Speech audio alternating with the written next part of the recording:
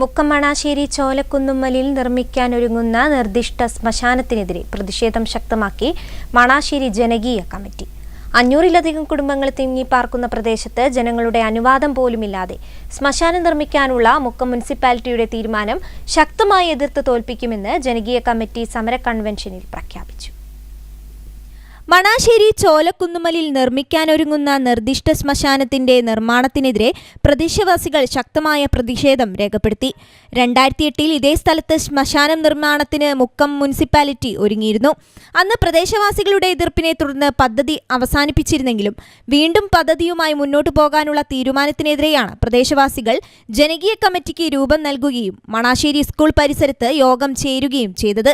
500-ലധികം കുടുംബങ്ങൾ തിങ്ങിപ്പാർക്കുന്ന പ്രദേശത്ത് ജനങ്ങളുടെ അനുവാദം പോലുമില്ലാതെ ശ്മശാനം നിർമ്മിക്കാനുള്ള മുക്കം മുനിസിപ്പാലിറ്റിയുടെ തീരുമാനം ശക്തമായി എതിർത്ത് തോൽപ്പിക്കുമെന്ന് ജനകീയ കമ്മിറ്റി സമര കൺവെൻഷനിൽ പ്രഖ്യാപിച്ചു.